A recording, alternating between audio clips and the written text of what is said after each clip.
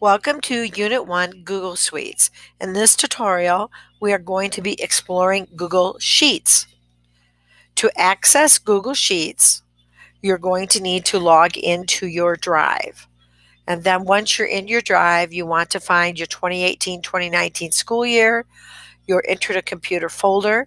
Then inside that folder, along with all of your other Google Suites apps, you're going to create a folder called Google Sheets. We're going to create that, and then we're going to double click inside, and then we're actually going to create a sheet. So I'm going to right click, I'm going to go down to more, and we want to select Google Sheets. Google Sheets is a spreadsheet that is comprised of small little cells. Sheets are used often in the business world to handle financial information. When you're looking at this screen right now, you're going to see a spreadsheet. And you're going to notice there's little columns and rows, little cells that appear in the sheet. The first thing you're going to do once you get your sheet open is you always name your spreadsheet. And we're going to call this class activity. Hit enter. So now we have our class activity. As always, when you are exploring websites, you're going to start with your menu bar, and you're going to click on it, and you're going to explore each item underneath your menu bar so you know where to look for information, and you know what features and tools this particular app offers. You also have your toolbar area. And these are important to explore too, so you know what each of these features do. Spreadsheets are made up of columns and rows. And if you go down, I'm going to turn on that. If you look up at the top here, you're going to notice that you have letter A, B, C, D, E. Each one of these are labels for a row or column. So your alphabet identifies columns which go down the page. Then on the left side, you're going to notice that there are numbers. These numbers identify rows that go across the page. So columns identified by the alphabet, rows identified by numbers. Rows go horizontally across the page, columns go down. All right, so we're going to do some quick data in here just to teach you a little bit about spreadsheets. We're going to type in Murphy and Reed product industry. We're just going to create some fun stuff here. Then we're going to put in item number. We're going to put in product. We're going to put in cost, and then we're going to put in total cost. All right, now, if you're looking at these items, you notice that I went across the page.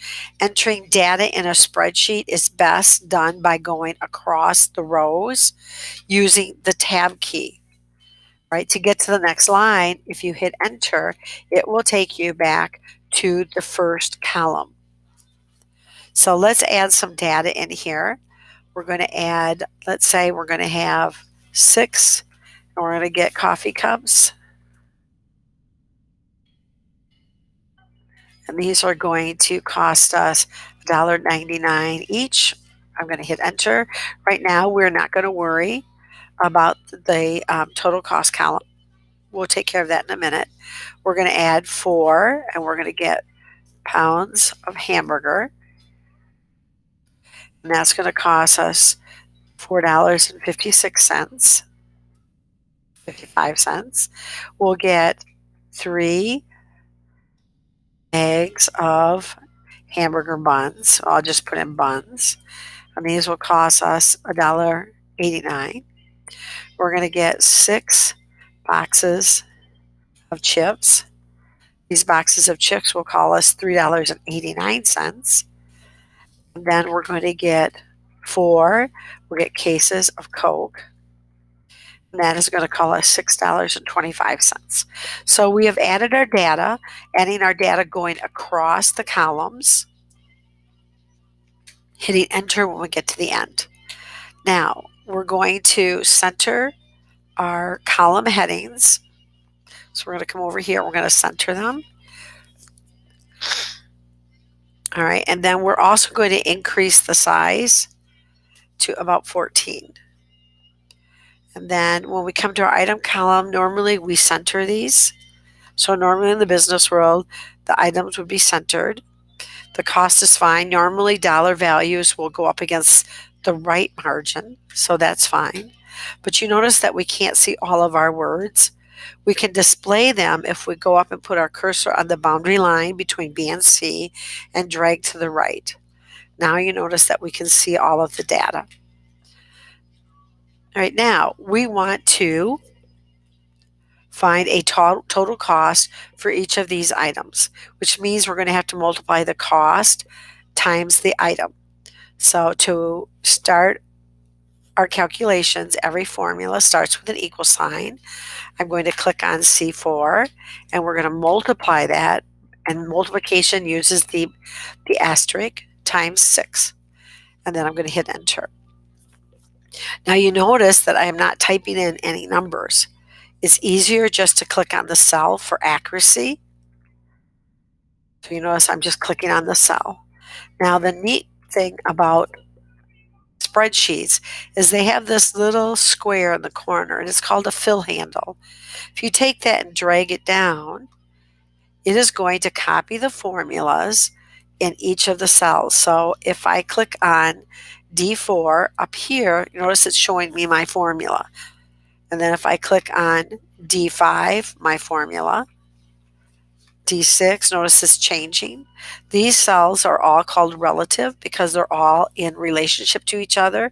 We're not skipping over any cells. So now we want to find out what our total cost is. So in B9, we're going to write total cost, and then we're going to tab across. Now, in Excel, just like in Sheets, there is a auto sum feature here. In Sheets, it's called functions. So we're going to click on that side arrow and we're going to click on sum. And then we're going to come over here and we're going to click on D4 and we're going to drag down to D8, then hit enter. You notice it automatically calculated for us. Now to do some formatting on total cost, usually that is going to be right aligned, and it's usually italic. We want to make sure all of these numbers have 2 decimal places. Your decimal places are here. So you can mess around with that until you get your decimal places. Right?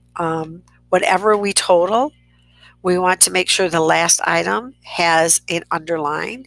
And you can easily use the underline if you want, but it's easier if you just click on the borders and can find the bottom border and select it. And then if you notice now, I have a border across that will show that I am adding all of these numbers up together. All right, so now if I click here and I go, if I want to show, I can go over here. I can choose a color, or I can click here and let's say I want a double underline, which is what I want. Then I can come here and then click on the bottom border and then click off, and notice now that I have a double underline. A double underline shows the final total. So now I'm going to come up here to the corner and I'm going to select that blank spot between A and 1, and we're going to go up here and we're going to change the font size to 12. And then you can either use Arial or Times New Roman. Up to you which one you want to use. All right, now that we have our information in, I am going to merge and center, just merge this. So I'm going to come over here, find my merge feature. Oops, select merges. Okay, so I'm going to merge all. And if I want to center that, I can come over here and center it. Normally this would be bolded and it would be larger. So we're going to change this to 18. And then usually your column headings will be a little bit larger as well. So we're going to create those at 14. There we go. So now we have, what do we have to do if we want dollar signs?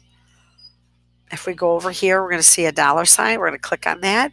Now we have dollar signs for all of our values. I can also add some color to this by selecting that and going to my shading. And so I can add a little bit of shading to it so I can make it a little bit more attractive. I might want to highlight that total a little bit. So there we go. Now I have the information in. I have added all the data I needed. I have shown you how to write individual formulas, and I've showed you how to use your AutoSum. What happens if we want to find an average cost? Okay, so first of all, I'm going to click on total cost. I'm going to come up here and click on that paint format. It's a roller. Click on that, and I'm going to click on average cost, and you notice it copies that formatting down. I'm going to click here, and then I'm going to over to my formulas, and I'm going to click average. I have to be careful. I don't want to include my total in, so I'm going to click down and just copy it, hit enter. I have an average cost. What happens if I want my maximum cost and my minimum cost? Right? I will copy that formatting. So it's the same. I'm going to click here. I'm going to come up to my drop down and I'm going to click max, and I'm going to select my cells, hit enter, and then I'm going to do minimum, MIN, and I'm going to select my cells, and I'm going to hit enter. Now, how do I know I'm right? This is a small worksheet or spreadsheet, so it's really hard to see that you couldn't tell the maximum minimum, but when you're talking about pages, it's a little different. So there's my maximum. I notice that is the highest number. My minimum is the lowest, and then I have my average. So now you see how you can put together a worksheet. That's all we have to say now. Just remember, this is a worksheet or a spreadsheet, and spreadsheets are used for financial purposes. So without further ado, head back to Google Classroom and look and see what your class activity is. And thanks for watching.